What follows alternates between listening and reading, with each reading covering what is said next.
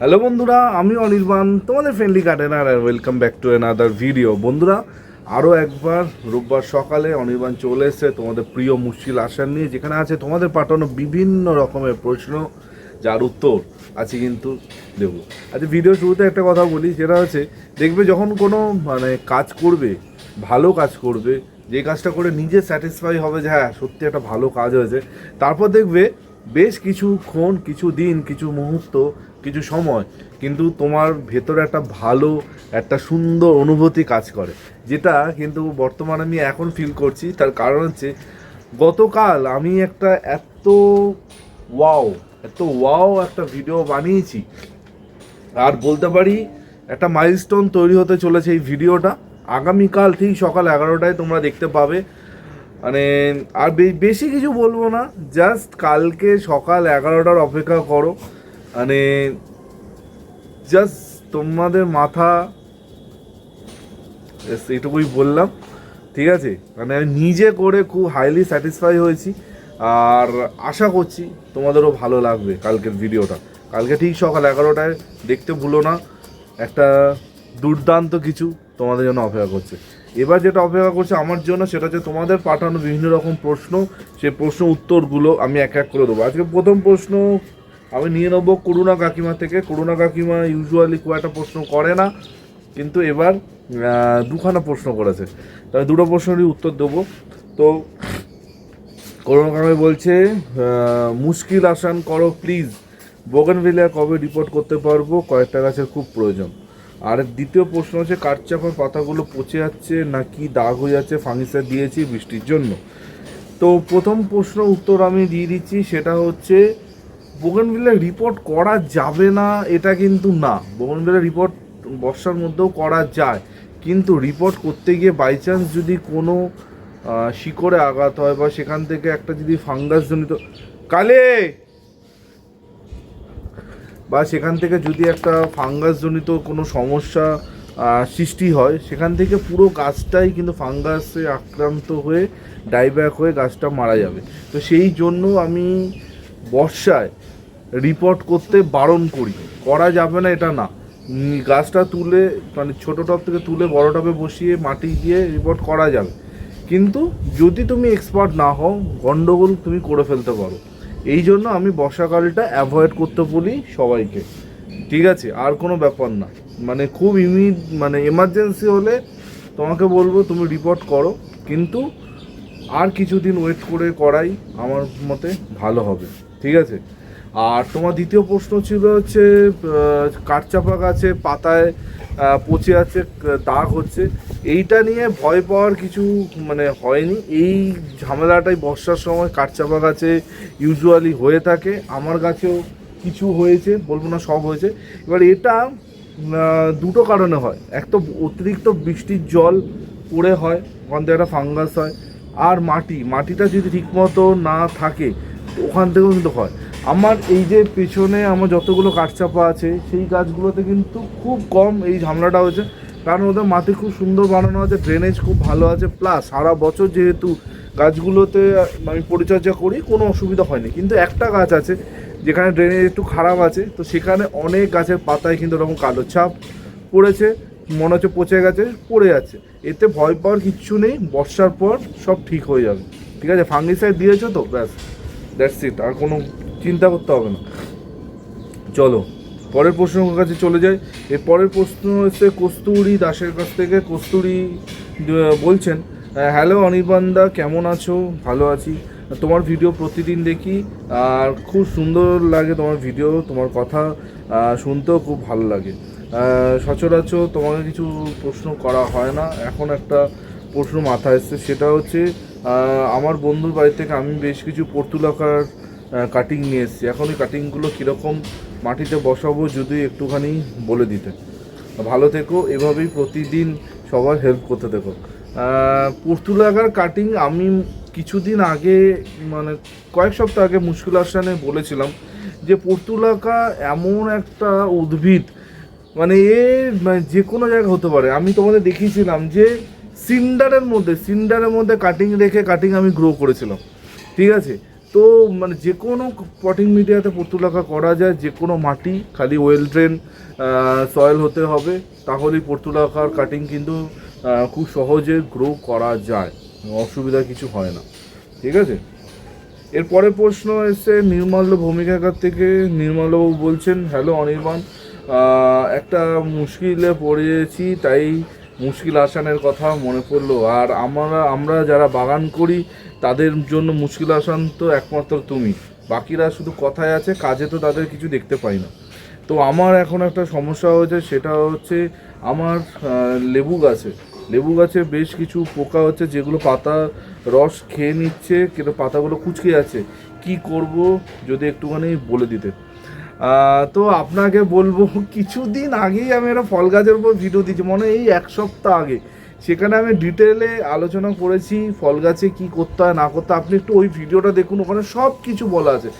কিন্তু তারপরে আমি বলবো যে এই পোকাগুলো খুব ডেঞ্জারাস হয়, মানে পাতার রস খেয়ে নেয়, পাতাটা কুঁচকে যায়। ঠিক আছে, তো ইমিডাক্লোরোপিড গ্রুপের যে কোনো পেস্টিসাইড এই সময় ইউজ করা যেতে পারে, যেটা খুশি, কিন্তু 3 দিন ছাড়া ছাড়া স্প্রে করবে। মানে আজকে দেবেন, আবার 3 দিন পর, আবার 3 দিন পর, ডেফিনেটলি কাজ হবে।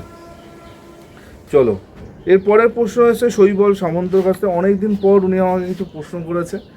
তো শৈবল বাবু বলছেন, হ্যালো অনির্বাণ, তোমার ভিডিও তো রোজ দেখছি, আর এখন আমার নতুন ভালোবাসা জন্মেছে বোগানভেলিয়ার প্রতি। তোমার ভিডিও দেখে আমি 25টা বোগানভেলিয়া অলরেডি করে ফেলেছি, প্রত্যেকটা গাছ খুব সুন্দর আছে। আমার এখন একটা জানার বিষয় হচ্ছে, তুমি বোগানভেলিয়া গাছে হিউমিক অ্যাসিড সিভিড দিতে বলেছো, কিন্তু ম্যাক্সিমাম সময় তো মাটি ভেজা থাকছে, ভেজা মাটিতে কি দেওয়া যাবে? কিছু অসুবিধা হবে না তো যদি একটু মুশকিল আসন করে?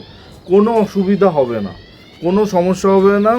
সিভিড হিউমিক ভেজা মাটিতে দিলে কোনো অসুবিধা হবে না, হওয়ার কথা নয়। হ্যাঁ, যদি আপনার মনে হয় যে না অসুবিধা হতে পারে, যদি কোনো সমস্যা হতে পারে, তাহলে আমি বলবো গাছে স্প্রে করে আপনি দিতে পারেন। হিউমিক অ্যাসিডটা আমি গাছে স্প্রে করতে বারণ করি, তার কারণ হিউমিক অ্যাসিড গাছে স্প্রে করলে পাতার মধ্যে একটা কালো ছাপ পড়ে যায়, যেটা দেখতে খুব একটা আমার ভালো লাগে না। সেই জন্য আমি হিউমিক অ্যাসিডটা পাতায় স্প্রে করতে বারণ করি। ঠিক আছে, সিভিড কোনো অসুবিধা নেই, সিভিড গাছের পাতায় স্প্রে করা যেতে পারে। অনেকেই আমাকে জিজ্ঞেস করেছে যে অনির্বাণ, হিউমিক আর সিভিড দুটো একসাথে কি মিশিয়ে স্প্রে করা যাবে বা গাছে দেওয়া যাবে? এই ক্ষেত্রে আমি বলবো হ্যাঁ, দুটো একসাথে মিশিয়ে গাছে দেওয়া যাবে, কোনো অসুবিধা কিন্তু হবে না। আর ইউজুয়ালি আমি বারণ করি, আলাদা আলাদা দিতে বলি, কিন্তু পার্টিকুলার এই ক্ষেত্রে, এই সিভিড আর হিউমিকের ক্ষেত্রে আমি এই দুটো একসাথে মিশিয়ে দিতে বলবো, কোনো অসুবিধা কিন্তু তোমাদের হবে না। চলো, চলে যাচ্ছি পরের প্রশ্ন এসছে অনামিকা বর্মনের কাছ থেকে। অনামিকাদি বলছে, হ্যালো অনির্বাণ, একটা সমস্যায় পড়ে তোমাকে মেসেজ করছি। ইউজুয়ালি আমি তোমার ভিডিও খুঁজি, কিন্তু এই সম্বন্ধে কোনো ভিডিও পেলাম না। আমি পিস লিলির গাছ এনেছি, আর আমি চাইছি সেই গাছটাকে জলে গ্রো করতে। অনেককে দেখেছি জলে গ্রো করতে, তো এই নিয়ে তোমার কোনো ভিডিও নেই, যদি একটু বলো কি করে পিস লিলিটা গ্রো করতে হয় জলের মধ্যে। পিস লিলি জলের মধ্যে মানে গ্রো করা যায়, আমার অনেক বন্ধুদের বাড়িতে আমি দেখেছি, বাগানে দেখেছি জলে গ্রো করতে। একটা আপনি করতে পারেন পট ইন পট টেকনিকটা কি, একটা ছোট পট, তার নিচে সেই ছোটো পটটা একটা বড়ো পটের মধ্যে বসানো থাকে, আর বড়ো পটটার মধ্যে জল থাকে, আর ছোটো পটটার মধ্যে আপনার গাছটা থাকবে। কিন্তু আপনি যখন গাছে জল দেবেন, তখন ওই বড়ো পটের মধ্যে জলটা থাকবে, এর একটা সুতো ওই ছোটো পট থেকে জলের ভেতরে থাকে, সেখান থেকে জলটা সোক করেও নেয়। আর দ্বিতীয় উপায় হচ্ছে, আপনি একটা বড় কোনো বিকার নিলেন বা গ্লাস নিলেন, ইউজুয়ালি কাঁচের বড় গ্লাসে এগুলো দেখতে খুব সুন্দর লাগে, তো তার মধ্যে লিকা বল দিয়ে আপনি করতে পারেন। লিকা বল দিয়ে তার ভেতর গাছটা বসিয়ে জল দিয়ে রাখতে পারেন। জল দেওয়াটা খুব ইম্পর্টেন্ট, জল কতদিন অন্তর দেবেন, কতবার চেঞ্জ করবেন, এটা খুব ইম্পর্টেন্ট। মানে জল তো যখন কমবে জল দেবেন, কিন্তু পুরো জল তার 60% কিন্তু প্রতি 15 দিনে একবার করে জলটা চেঞ্জ করে আবার নতুন জল দিতে হবে। এই ক্ষেত্রে আমি বলবো যেই জলটা আপনি খান সেই জলটা ব্যবহার করতে, মানে ট্যাপ ওয়াটার না দিতে, মানে মিনারেল ওয়াটার বা ফিল্টার করা জল এই সময়, এই মানে যারা পট বা মানে জলের মধ্যে গাছ করতে চাইছেন তার জন্য ভালো হবে। ঠিক আছে, তো আশা করছি বোঝাতে পেরেছি। আর আমার অনেক বন্ধুরা আছে যারা এই বিষয়ে ভিডিও করেছে। স্বাগতার চ্যানেল আপনি ফলো করতে পারেন, ও পিসলিনের চ্যানেলে অনেক ভিডিও আছে। চলো, এর পরের প্রশ্ন এসছে দীপান্বিতা ঘোষের কাছ থেকে। দীপান্বিতাদি বলছে, হ্যালো অনির্বাণ, আমার স্থলপদ্ম গাছে প্রচুর পোকা হচ্ছে, কি করব কিছুই বুঝতে পারছি না, এত মিলিবাগের অ্যাটাক হচ্ছে, সব কিছু করছি তাও কিছু করতে পারছি না, যদি একটু মুশকিল আসান করতে। এই জন্য আমি স্থলপদ্ম করি না, এই একটা কারণে। আমার মা আমাকে মানে সবসময় প্রায় দিন বলতে থাকে যে স্থলপদ্ম বসা। আমি এই একটা কারণে স্থলপদ্ম বসাই না, মিলিবাগ। এত পরিমাণে মিলিবাগ স্থলপদ্ম গাছে হয় যে চিন্তা করা যায় না। ঠিক আছে, তো আমি বলবো স্থলপদ্ম গাছ যেই ডালে অত্যাধিক মিলিবাগ হয়েছে, ডালগুলো কেটে প্যাকেটে ভরে দূরে কোথাও ফেলে দিয়ে আসুন বা পুড়িয়ে ফেলুন। ঠিক আছে, আর ও স্থলপদ্ম গাছের স্প্রে 3 দিন ছাড়া করুন, মানে আজকে দেবেন, আবার 3 দিন পর, আবার 3 দিন পর, এরমভাবে স্প্রে করুন, ডেফিনেটলি ভালো হবে। আর স্প্রে করার আগে ফোর্সে জল মেরে পোকাগুলোকে ঝরিয়ে দিয়ে সেই পোকাগুলো একটা প্লাস্টিকে ভরে দূরে, বাগান থেকে দূরে কোথাও ফেলে আসুন। অনেকে গন্ডগোলটা কী করে, পোকা অবস্থাতেই স্প্রে করে।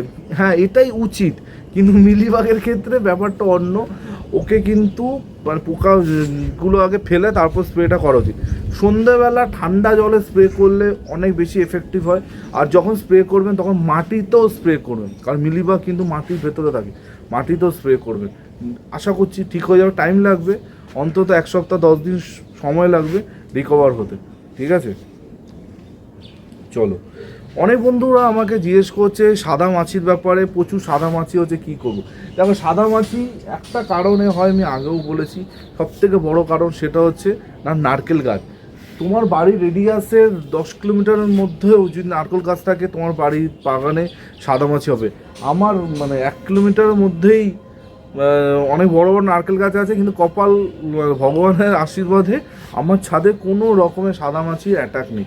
এবার তোমাদের গাছে যদি সাদামাছি অ্যাটাক হয়, দুটো পেস্টিসাইডের কথা বলবো, একটা ক্রিটাপ আর একটা হচ্ছে ওশিন। ঠিক আছে, তো ওশিন আর ক্রিটাপ একসাথে 1 গ্রাম বা 1 ml করে মিশিয়ে 2 লিটার জলে মিশিয়ে গাছে স্প্রে করলে কিন্তু অনেক ভালো কাজ দেবে। হ্যাঁ, ডেফিনেটলি ওক্ষেত্রেও বলবো 3 দিন সাইকেল করে দিতে হবে, 3 দিন পরে কিন্তু স্প্রে করতে হবে, তাহলে কিন্তু গাছটা ভালো হবে, গাছটা আস্তে আস্তে ঠিক হবে। ওশিন অ্যান্ড ক্রিটাপ একটুখানি দাম হয়তো বেশি লাগতে পারে, কিন্তু এই সাদা মাছির জন্য এগুলো খুব ভালো। ঠিক আছে, আর আজকে লাস্ট প্রশ্ন এসছে অন্তরা সামন্তর কাছ থেকে। অন্তরাদি বলছে, হ্যালো অনির্বাণ, আমার একটা প্রশ্ন হচ্ছে আমার ইনডোর গাছ নিয়ে। ইনডোর গাছে পটিং মিডিয়া তোমার মতো করে বানিয়েছি, এই পটিং মিডিয়াতে কি অ্যাগ্লোনিমা গাছও পটিং করা যাবে, যদি একটু বলতে। 100%, আমি তো অ্যাগ্লোনিমা বসেই দেখিয়েছিলাম মনে হয় সম্ভবত, আর নিশ্চয়ই করা যাবে, কোনো অসুবিধা নেই। আর অনেকে আমাকে জিজ্ঞেস করেছে যে অনির্বাণ ইনডোর গাছে ধানের খোসা দেওয়া যায় কি না। দেখো, দেওয়া যায়। ঠিক আছে, তোমরা যদি বিদেশের ভিডিও ফলো করো, দেখবে ফিলিপিন্সে যারা থাকে, ফিলিপিন্সের অধিকাংশ গ্রোয়াররা সব কিছুতে ধানের খোসা দেয়, সব কিছুতে, মানে এমন কোনো গাছ নেই যেটা ওরা ধানের খোসায় করে না। কিন্তু আবার তুমি যদি থাইল্যান্ড, ইন্দোনেশিয়ার দেখো, ইন্দোনেশিয়াও কিছু কিছু জায়গায় ধানের খোসা ইউজ হয়, থাইল্যান্ডে কোথাও হয় না। এবার ধানের খোসা অতিরিক্ত ইউজ করলে বা যদি জল কন্ট্রোল না করতে পারো, তাহলে যেটা হবে, ওই ধানের খোসা থেকে একটা ফাঙ্গাসের জন্ম নেবে। আর ইনডোর গাছে একবার ফাঙ্গাস লেগে গেলে সারা বছরেও কিন্তু ওটা মানে মিটবে না, বোঝা গেছে, মানে সারা বছর জ্বালাবে তোমার। তো আমি ইউজ করি ধানের চিটে, কিন্তু সেটা বুঝে ইউজ করি আর জলটা বুঝে প্রয়োগ করি। আর কিন্তু এটা ইনডোর গাছের জন্য বলছি, আউটডোর গাছের জন্য বলছি না।